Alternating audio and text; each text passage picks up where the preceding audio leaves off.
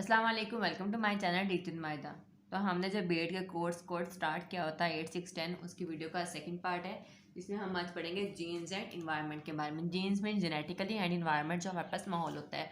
अच्छा, वो ये कह रहे हैं कि जो रिसर्चर हैं वो बिलीव करते हैं कि जो नेचर और मतलब जीन्स जिसे हम कहते हैं जो कुदरती तौर पर जो चेंज आती हैं या इन्वायरमेंट नर्चर मीन्स के जो हम खुद चेंजेस लेकर आते हैं वो आपस में क्या करते हैं, मैनिपुलेट करते हैं, इंटरेक्ट करते हैं किस पर, चाइल्ड के डेवलपमेंट पर। ठीक है ना। ऐसे चेंजेस जो हम खुद क्रिएट करते हैं या जो कुदरती चेंजेस होते हैं वो आपस में क्या करते हैं, मैनिपुलेट करते हैं, इंटरेक्ट करते हैं ऑन दी चाइल्ड डेवलपमेंट पे।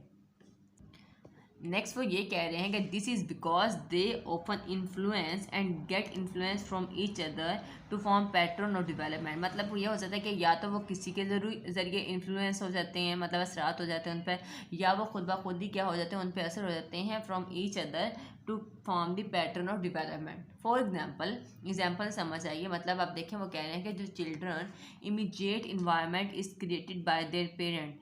ऐसे माहौल जो पेरेंट्स खुद क्रिएट करें बच्चों के लिए ना, ऐसा माहौल जो बच्चों के लिए पेरेंट क्रिएट करे since rather similar genetic structure. मतलब एक जो जेनेटिकली माहौल क्रिएट होता है वो, उसके अलावा जो पेरेंट्स खुद माहौल क्रिएट करें बच्चों के लिए वो आपस में क्या करते हैं, उनकी डेवलपमेंट पे बहुत ज़्यादा इफेक्ट करते हैं। ठीक है ना। अब वो ऐसा कौन सा माहौल लगा, देखिए वो कहते हैं पेंटिंग कर सिखाना उन्हें, या प्लेइंग सोकर, डिफरेंट क्रिकेट बच्चों के साथ खेलना। अब देखिए क्रिकेट खेलना तो एक नेचर माहौल नहीं है ना, कुदरती माहौल नहीं है, ये इंसान जो है वो खुद से क्रिएट करता है। तो उसकी वजह से क्या होगी, अलग डेवलपमेंट होगी, और नेचर की जो कुदरती तौर पे चीज़ें होती हैं उसकी डेवलपमेंट क्या होती है बच्चों के अंदर, वो अलग होती है। ठीक है ना। उसके बाद वो कह रहे हैं कि similarly genetic structure is made genes में हैव रिलेशनशिप विद इन्वायरमेंट। वो कहते हैं कि जेनेटिक की वजह से हमारा जो है इन्वायरमेंट के साथ क्या होता है, रिलेशनशिप क्रिएट हो जाता है। अब वो कैसे होता है, for example as rest social change. वो कह रहे हैं it is likely that the baby genetic tendency and strengthen. वो कह रहे हैं कि हमारे पास जो सोशल एक्सचेंज हो रहा है, जो चेंज आ रही हैं वो हो जाए जितनी, अब देखें बच्चे में जितनी टेंडेंसी होगी ना वो उतना ही उसको पिकअप कर सकेगा चीज़ों को। ठीक है ना। अगर टेंडेंसी कम होगी तो वो उन चीज़ों को क्या करेगा, जल्दी पिक नहीं कर सकेगा, जल्दी वो उसको मतलब लाइक उसको फॉलो नहीं कर सकेगा। तो वो जल्दी एक किस्म का मतलब, क्योंकि उसकी जो फिजिकली है, जो जेनेटिकली है, जो उसकी ग्रोथ है वो अच्छी नहीं हुई है, इसलिए वो जो हमारे पास नर्चर जो इन्वायरमेंटल चेंज है वो उसमें भी इतनी जल्दी डल नहीं सकता। ठीक है ना। अब इरिस्पेक्टिव ऐसा बच्चा जो सोशली एक्टिव हो, ठीक है ना, वो क्या करेगा, पॉजिटिव अटेंशन हासिल करेगा लोग, क्योंकि वो सोशली वर्क करेगा, लोगों के लिए काम करेगा, उनकी फलाह बहबूदी के लिए। तो क्या करेंगे, वो पॉजिटिव अटेंशन जो है वो गेन करेगा। For example a child with the musical talent would be incline to join the music. मतलब एक ऐसा बच्चा जिसको म्यूजिक टैलेंट हो ना, म्यूजिक, तो वो क्या करते हैं कि मतलब उसके पेरेंट्स भी कहेंगे, उसके टीचर्स भी कहेंगे हम इसी फील्ड में से भेज देते हैं ताकि वो इसमें क्या करें, तरक्की कर सकते हैं। इरिस्पेक्टिव ऐसा बच्चा जिसको म्यूजिक का टैलेंट ना हो, अगर हम उसे वहाँ भेजें तो उसकी डेवलपमेंट में इफेक्ट होगा ना, क्योंकि उसका इंटरेस्ट ही नहीं है, उसे हर चीज़ सिखाई जाएगी, बेशक वो सीखे या ना सीखे। अच्छा, वो ये कह रहे हैं कि आप देखें अगर तो हमारी फैमिली हमें सपोर्ट करेगी, ठीक है ना, तो हम इन्वायरमेंट को भी क्या करेंगे, इजीली जो है वो हमारे लिए इजी होगा, एक सपोर्टिव माहौल होगा। ठीक है ना। अब देखें अगर आप मेडिकल फील्ड में जाना चाह रहे हैं और आपके पेरेंट्स आपको कहीं नहीं जाना, आपने नॉन मेडिकल फील्ड में जाना है, तो वो एक किस्म को आपको सपोर्ट नहीं कर रहे, वो आपको एक है ना ज़बरदस्ती काम करवाने वाला। और जब आप ज़बरदस्ती काम करते हैं तो वो जाहिर सी बात है आपका खुद दिल नहीं करता, वो आपको समझ ही चीज़ नहीं आती, तो वो क्या होता है, आपकी इन्वायरमेंट, आपका मतलब जो आपका जो हमारा फ्यूचर है वही ख़राब होते हैं ना। तो वो कहते हैं एक सपोर्टिव माहौल होना चाहिए बच्चों के लिए, ताकि वो बच्चे जो हैं वो अपनी मर्ज़ी से जो है वो काम कर सकें। ठीक है। और पॉजिटिव जो है वो एक माहौल, पॉजिटिव वे में उनको हर चीज़ को उनकी लेना चाहिए। ठीक है। अब देखें हमें ऐसा माहौल बच्चे के साथ क्रिएट करना चाहिए कि वो आपके पास आकर, सारी प्रॉब्लम जो है वो डिस्कस कर सके। ठीक है। हमारे से ये इशू है, ये इशू हुआ, पर ये नहीं कि आपने बिल्कुल सख्ती करने के वो बच्चा डरे आपको आगे कुछ बताए ना। ठीक है।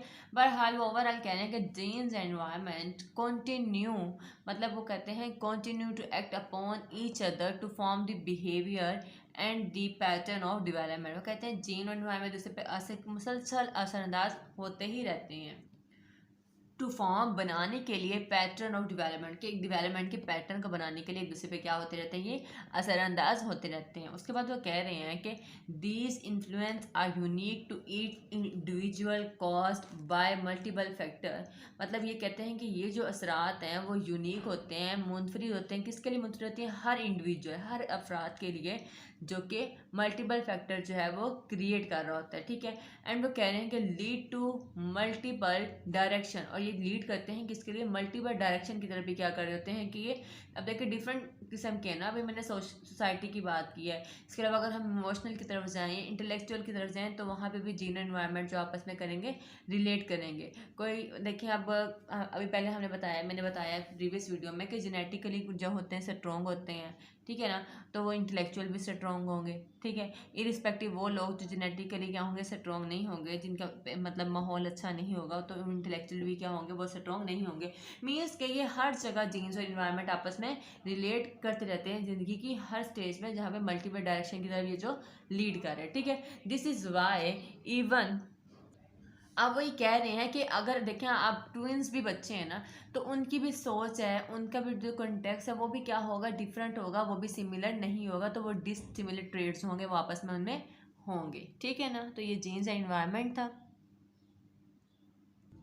ये वाला कोर्स ना बहुत इजी है, physical development, social development, intellectual development, emotional development, genes और इन्वायरमेंट, मतलब एक नेचर हो गया और एक नर्चर हो गया, जो हम माहौल खुद क्रिएट करते हैं या हमें जो कुदरती माहौल होते हैं। तो ये बहुत इजी सी चीज़ें हैं, इतना मुश्किल टफ है ही नहीं सब्जेक्ट। अच्छा, फिजिकल डेवलपमेंट वो क्या कह रहे हैं कि हो सकता है फिजिकल डेवलपमेंट कैसे होती है, बॉडी के साइंस में चेंज होना, ठीक है ना, with the passage of time, starting में चेंज होना, फिर थोड़ा सा बड़े होना। मतलब आप देखिए स्टार्टिंग में बच्चा क्या करता है, सिर्फ और सिर्फ मतलब इशारे कर सकते हैं ना, बोल नहीं सकता। उसके बाद वो बोलना सीखता है, उसके बाद वो मतलब बच्चे चलने से पहले बच्चा ऐसे वो खड़ा होना सीखता है या बैठना सीखता है, ठीक है ना, फिर वो क्रॉलिंग करना सीखता है। तो आहिस्ता आहिस्ता क्या होता है, बॉडी साइंस में क्या होता है, फिजिकल जो होती है वो उनकी डेवलपमेंट होती रहती है, चेंज इन बॉडी प्रोपोर्शन, ठीक है ना, कि वो लर्निंग करना सीखते हैं। वही बात है कि छोटी छोटी चीज़ें वो है सीखता है। हर चीज़ जो है आपने एक्सप्लेन करनी है कि स्टार्टिंग में उसे कुछ नहीं आता, ठीक है। उसके बाद मतलब वो लाइक लोगों को देखता है, उसे अपनों की पहचान होती है। आप लोगों ने हर चीज़ जो है वन बाय वन वो एक्सप्लेन करने कि बॉडी साइज कैसे होगा, चेंज होगा, ठीक है ना। तो वो आप लोगों को खुद ही पता है कि वो कैसे होगा, कि आप लोगों को क्या करना है, बच्चा पहले सीखता है क्या कर, बैठना भी सीखता है, बोलना सीखता है, चलना सीखता है, क्रॉलिंग करना सीखता है, इवन फिर उसको टेस्ट के बारे में पता चलता है, उसको पता चलता है कि इमोशंस क्या होते हैं, कि क्या गुस्सा होता है, मतलब गुस्सा होना सीखता है। मतलब ये मेरे पास अब एक इंसान गुस्सा हो तो उसे पता चलेगा कि ये गुस्सा होना ऐसे होता है, मतलब अब खुश होना, ठीक है, शाय करना, शायनेस, ईच एंड एवरीथिंग जो है वो बच्चा क्या होता है, फिजिकली सीखता है, ठीक है। बहरहाल हम यहाँ पे बॉडी के साइज़ की बात करें तो आपने यहाँ पे बॉडी के साइज़ के बारे में लिखना है कि वो स्मॉल और लार्ज जो होता है, ठीक है ना। उसके बाद हम देखते हैं सेकंड स्टेप को कहते हैं कि चेंज इन लर्निंग की प्रॉपर्टीज़। यहाँ पे आपने लर्निंग के बारे में करना है कि लर्निंग कैसे चेंज होती रहती है, ठीक है। अब वो ये कह रहे हैं the first stand in growth of child highlight the head to toe. वही बात है कि पहले बच्चा जो होता है वो स्टार्टिंग में क्या करता है, वो एक अपना बैठना सीखता है, ठीक है ना, मतलब अपना एक सर हिलाना सीख लेना है उसने, फिर उसके बाद वो उसने बैठना सीखना है, फिर उसके बाद चलना सीखेगा, वॉक करना है एक्सेट्रा। ये तमाम चीज़ें क्या आ जाती हैं, इसकी लर्निंग में आ जाती हैं। उसके बाद कहते हैं चेंज इन मसल फैट, कि with the passage of time जो है वो उनका मसल फैट क्या हो जाता है, वो इंक्रीज होता है। अच्छा, ये बचपन में जो है ना, वो बच्चा इतनी जल्दी जो फैट जो होता है ना, मसल, वो इंक्रीज नहीं होता। लेकिन जब आप 10-11 साल के होते हैं ना, 10-11 कह लें, 12 कह लें, उसके बाद जब एक एडल्ट एज में आप जाने लगते हैं, तब ये मसल फैट जो है वो बहुत जल्दी जो होता है वो इंक्रीज होता है, ठीक है ना। उसके बाद वो कहते हैं कि change in skeleton growth, means के मैच्योरिटी आना।